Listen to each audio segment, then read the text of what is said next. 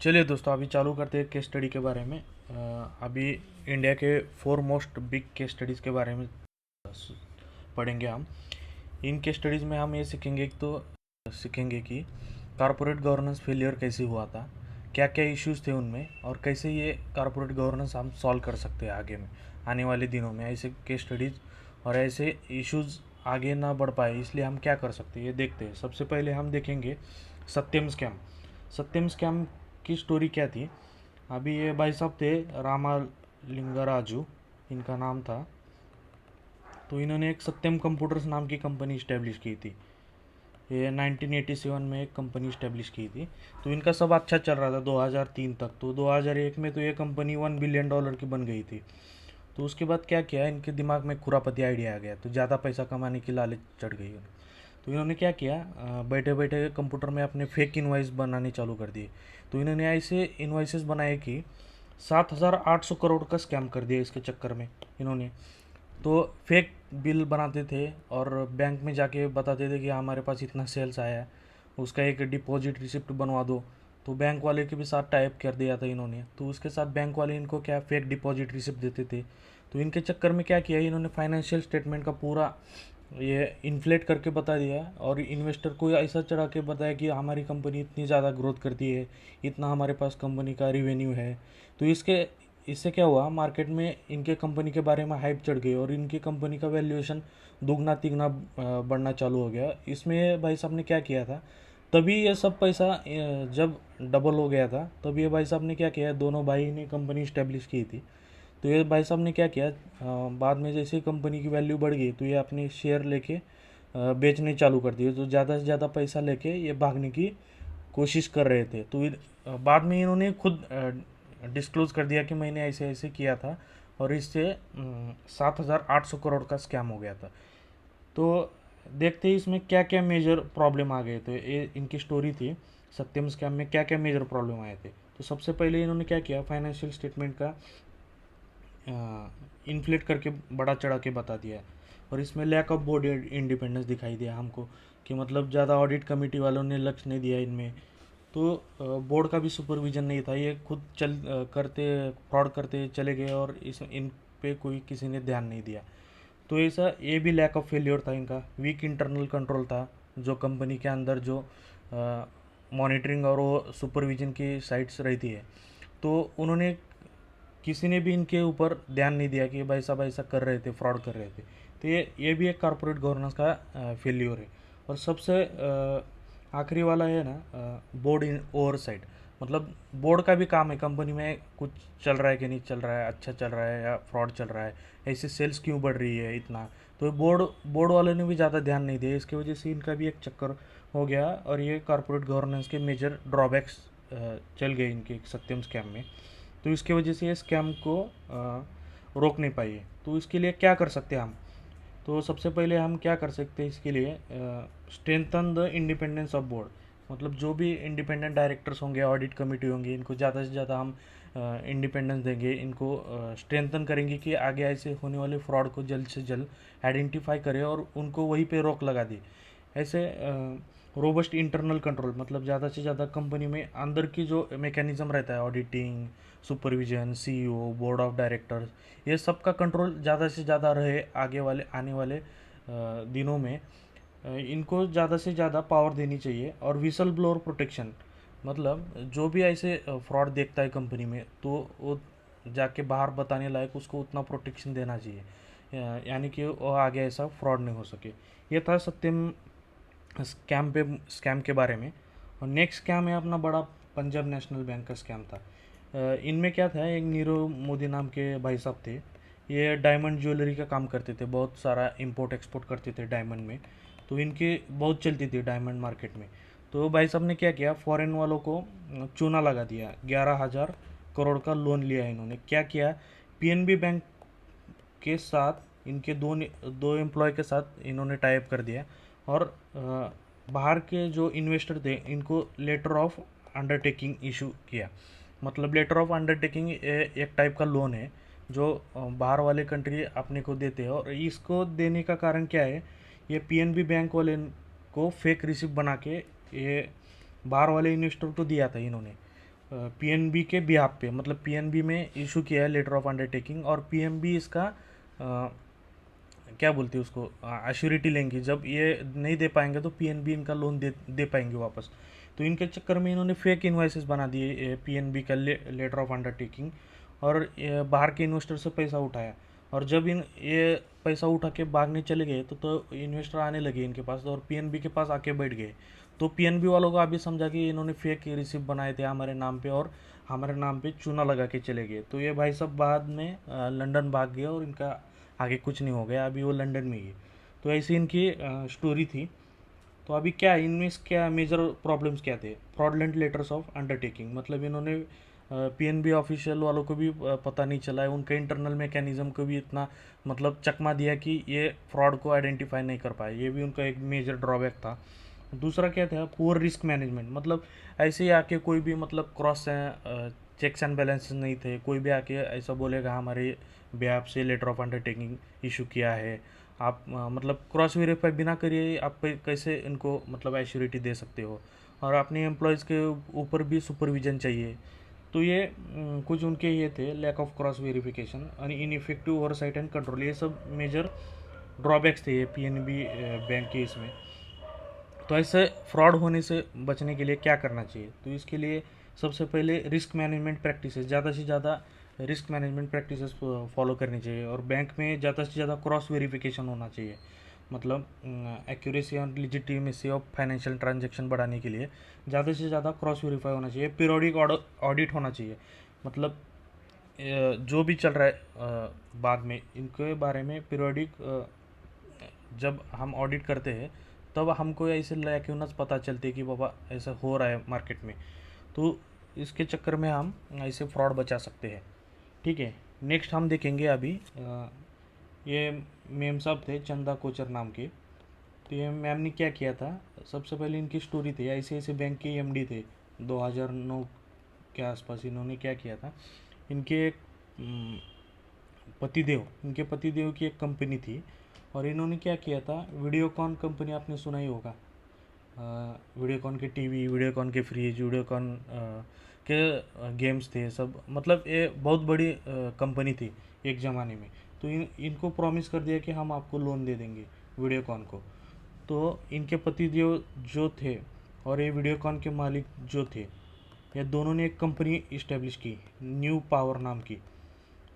और वीडियोकॉन वालों ने क्या, इसके अलग एक कंपनी थी और इसकी एक अलग कंपनी थी, अलग अलग। ये मेन कंपनी दोनों ने इस्टेब्लिश की थी, और ये दूत नाम के भाई साहब थे और एक कोचर नाम के थे।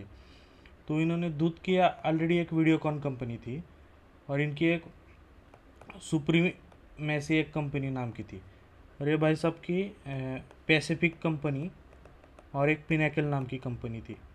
तो इन्होंने क्या किया, ज़्यादा से ज़्यादा कारपोरेट लूप होल्स ढूंढ के फ्रॉड करने की कोशिश की, इस कंपनी से इस कंपनी में, इस कंपनी से इस कंपनी में, ऐसा ज़्यादा से ज़्यादा पैसा रोटेट करके फ्रॉड करने की कोशिश की थी। तो पिनेकल नाम की इनकी अलग एक कंपनी थी। तो ये भाई साहब ने क्या किया था, वीडियोकॉन को ये मैम ने क्या किया था, एश्योरेंस दिया था कि आपको हम लोन दे देंगे वीडियोकॉन को, और ये लोन था 3250 करोड़ का। तो ये भाई साहब ने क्या किया था, ये दोनों कोचर और दूत ने 50-50% पार्टनरशिप में एक कंपनी खोली थी न्यू पावर। तो इनको क्या लगा बाद में ये नहीं चल रही कंपनी, और इन्होंने क्या किया, अपना 50% शेयर इनको बेच दिया कोचर साहब को। और ये कोचर साहब ने क्या किया, पूरा कंपनी का टेक ओवर ले लिया 100%। और ये दूत भाई भाई साहब चले गए, और इनकी एक कंपनी थी तो सुप्रीमेसी, ये जैसे ही चले गए तो इनकी कंपनी ने इनके कंपनी को 64 करोड़ का लोन दे दिया। और इनके कंपनी ने दूध भाई साहब क्या करे, ये भी कंपनी छोड़ के अपनी पैसिफिक कंपनी को कुछ शेयर्स बेच दिए। और ये बाद में ये पिनेकल ग्रुप के पास ये सुप्रीमेसी कंपनी में जो लोन दिया था ये भी नील हो गया, मतलब ये पूरा केस इतना जो भी है ना, इनके शेयर्स पूरे ये पिनेकल कंपनी को 9 लाख में बेच दिए, और ये पूरा एनपीए हो गया। ये 64 करोड़ एनपीए हो गए, और ये 3200 करोड़ इनको दिए थे, इनमें 2850 करोड़ ये नहीं चुका पाए, ये पूरा अमाउंट लोन में चला गया एनपीए। तो ऐसा ही इनका केस था, मतलब इनमें क्या किया था, सबसे पहले इश्यूज क्या था, कन्फ्लिक्ट ऑफ इंटरेस्ट, मतलब अपने फैमिली इंटरेस्ट को इन्होंने प्रेफर किया रैदर दैन पब्लिक इंटरेस्ट। तो ये सबसे पहले इनके कॉरपोरेट गवर्नेंस का इश्यूज था।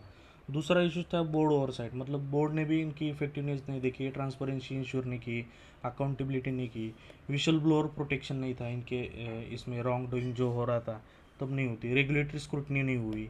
तो ये सब इश्यूज थे इनकी रिगार्डिंग कॉरपोरेट गवर्नेंस के।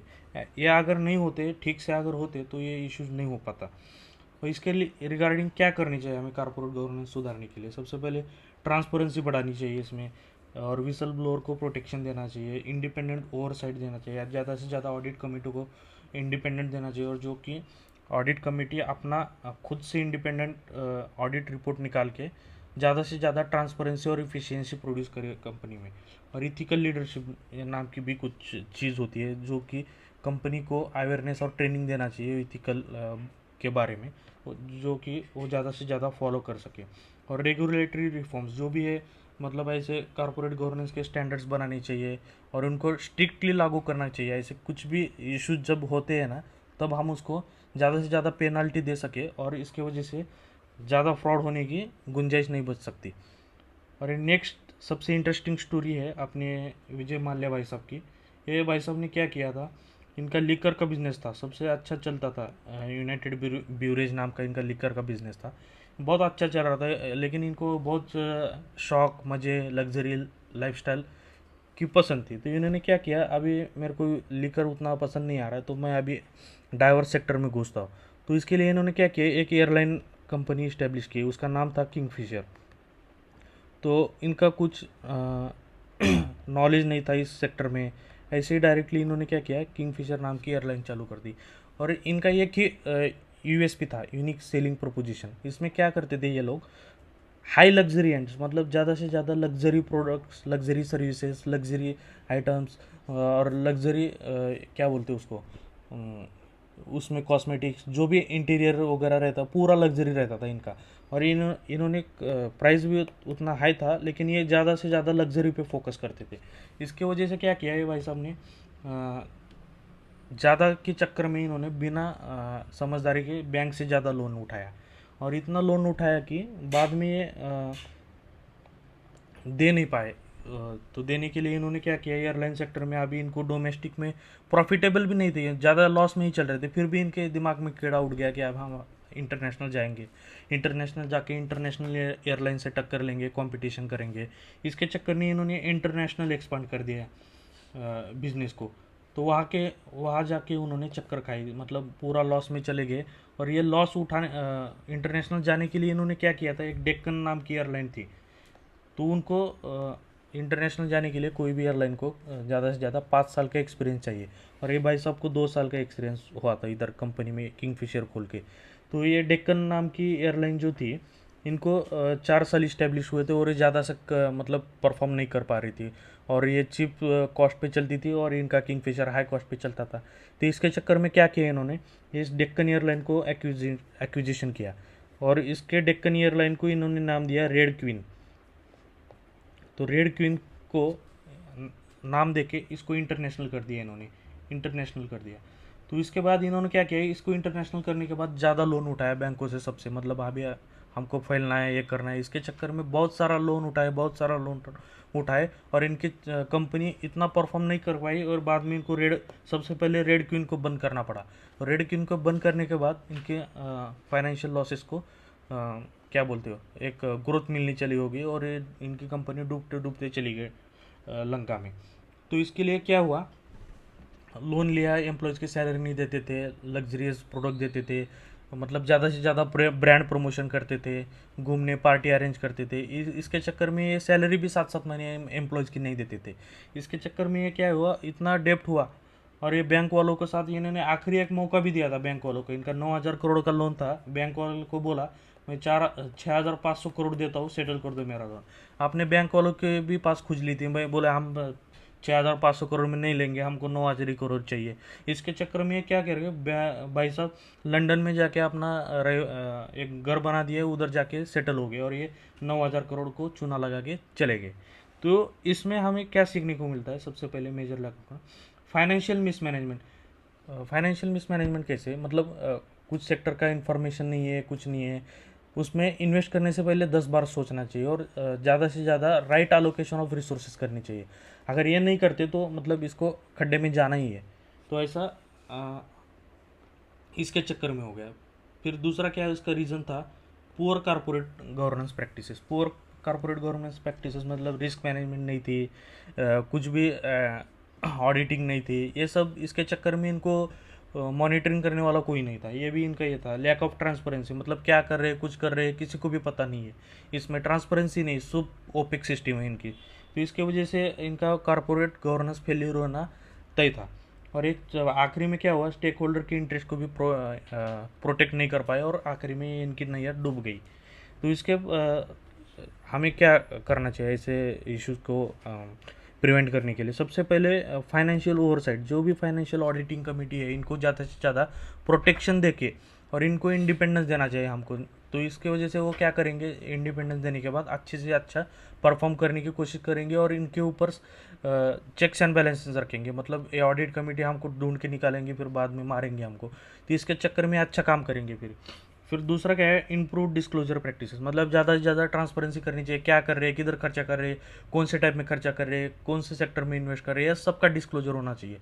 और इसके डिस्क्लोजर होने के बाद अच्छे से अच्छे मतलब कंपनी कारपोरेट गवर्नेंस के पटरी पर चल सकती है।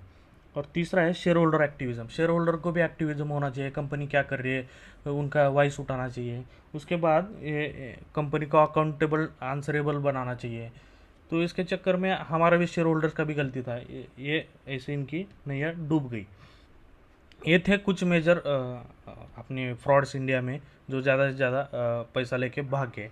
तो ऐसे फ्रॉड रोकने के लिए हमें मेजर क्या क्या करना चाहिए, एक ब्रॉड फ्रेमवर्क देता हूँ मैं आपको। एग्ज़ाम में आए ना तो इसमें से कोई भी पॉइंट उठा के आप लिख सकते हो, 5-6 पॉइंट उठा के लिखना है।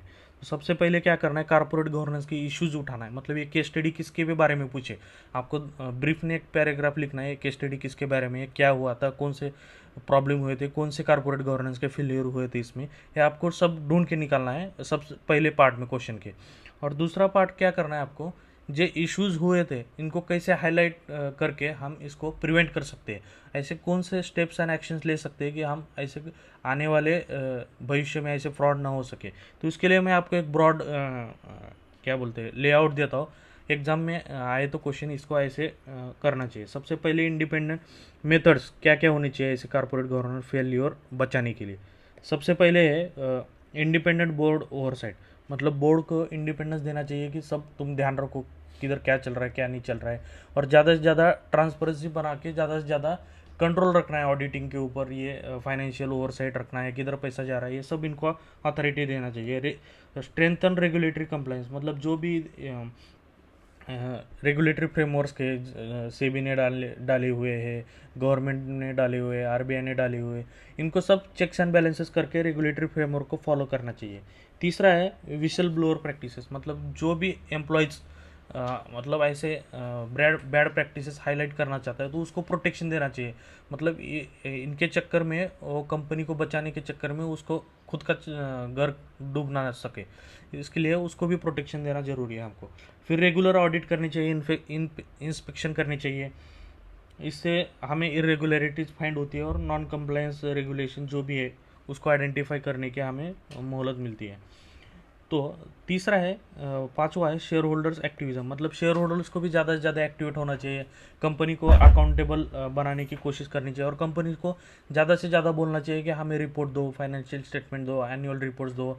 ये तो अभी मैंडेटरी कर दिया है सेबी ने और क्लॉज 49 में सब मैंडेटरी हो गए हैं। तो इसके चक्कर में और ये कोड ऑफ कंडक्ट इथिक्स जो फॉलो करने चाहिए, इनको बार बार ट्रेनिंग और अवेयरनेस प्रोग्राम जगाने चाहिए जिसकी वजह से ये फ्रॉड ना कर सके। एजुकेशनल प्रोग्राम बनाने चाहिए, ऐसे फ्रॉड्स क्यों होते हैं इनके बारे में उनको ज़्यादा से ज़्यादा अवेयर करें। और मतलब ऐसे फ्रॉड होने की जब गुंजाइश पैदा ही नहीं हो सकती तो ऐसे फ्रॉड हो ही नहीं सकते, इसके लिए अवेयरनेस बहुत ज़रूरी है। और लास्ट फैक्टर जो है बोर्ड डाइवर्सिटी, मतलब डिफरेंट सेक्टर से लोग बोर्ड में रहेंगे ना, मतलब कोई फाइनेंस से है, कोई साइबर से है, कौन वुमेन सेक्टर से है, जो भी डिफरेंट डिफरेंट सेक्टर से बोर्ड मेंबर्स रहेंगे ना, तो different point of view board पे आएंगे। तो ज़्यादा से ज़्यादा diversity of points, opinions, view points, perspective जब आएंगे ना, तब अच्छा एक डिसीजन हो पाता है।